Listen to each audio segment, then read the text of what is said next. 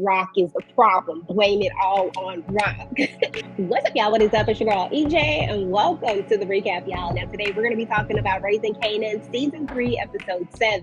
Now, y'all, it was a lot going on, so we got a lot to discuss about this episode. First and foremost, let me just say that I'm over Ronnie. I'm tired of Ronnie. Ronnie can kick rocks. Like, it's just a lot of things that I want to see, but Ronnie just is not one of them anymore.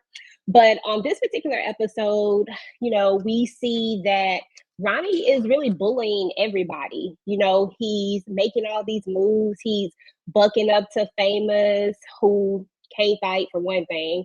And then he also, gives Pernissa a warning, after she catches him and Juliana together, which that was just an awful scene, seeing those two together. Like, I never want to see Juliana and Ronnie together at all. But that was certainly an interesting scene. But Ronnie just, y'all, he is just a horrible person. Like, he actually tells Pernissa, like, hey, basically, if you keep messing around, like, if you say anything, then Jerome ain't gonna have nobody.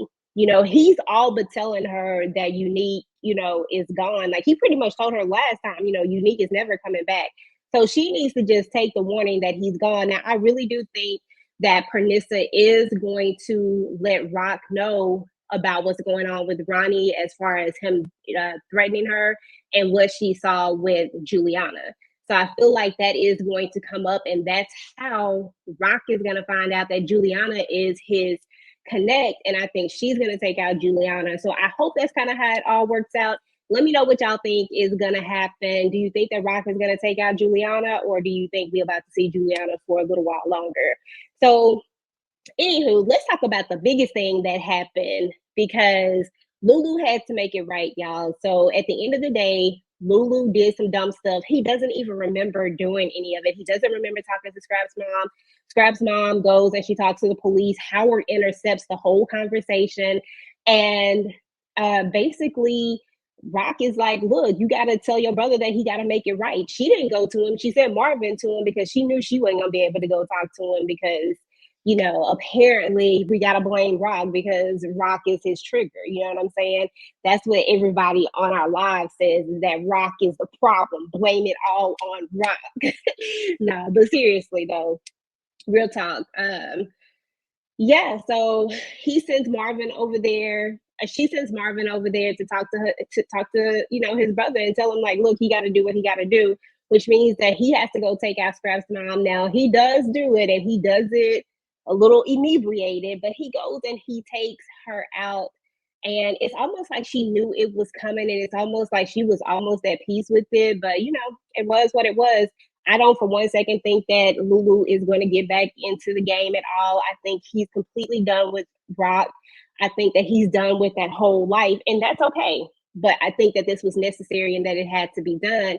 Now, as far as Detective Howard, being the one who actually told it and everything that was going on, he did leave out that one thing. He did not tell her about the Marvin photo and about the FBI having that photo.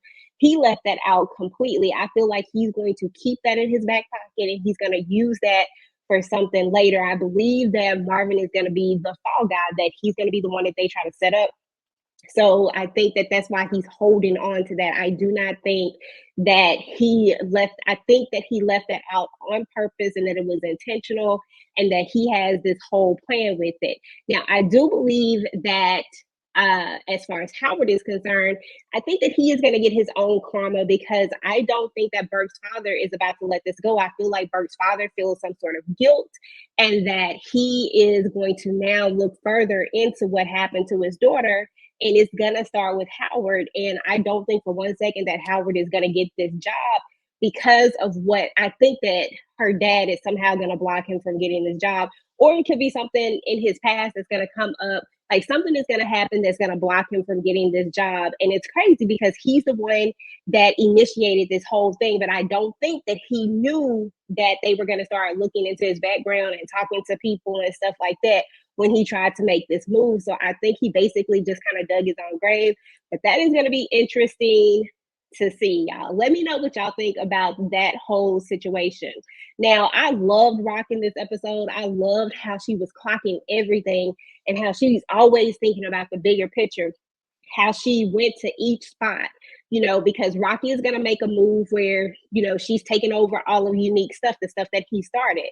Now, Unique had a great idea, but Rock is able to really get in there and figure out how to make things move. Now, the guy is like, look, Unique wasn't moving, like he didn't, he wasn't making this work. And at first he didn't want to work with Rock, but eventually, as it always goes, eventually he sees the light and Rock lets him know that she's going to be able to get done what Unique couldn't get done.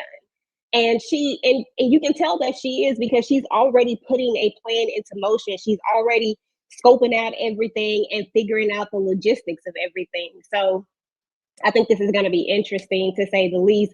But I do think that Ronnie is going to be a problem eventually.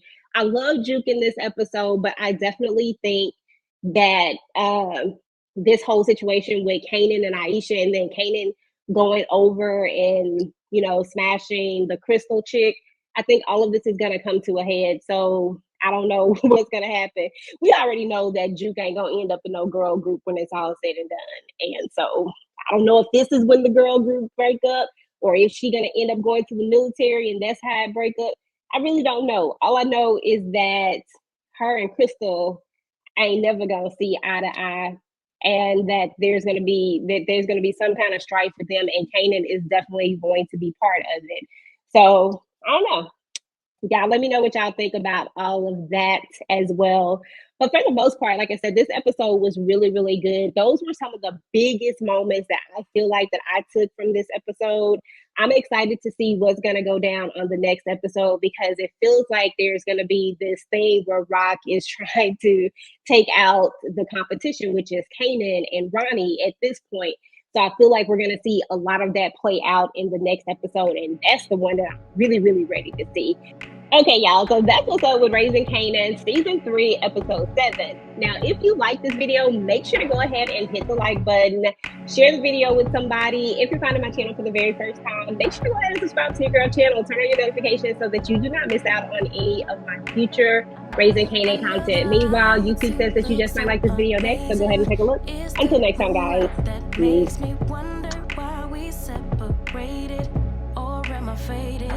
Shine so bright, it's an understatement. Single is overrated. If you get too close, my baby might let you take me back.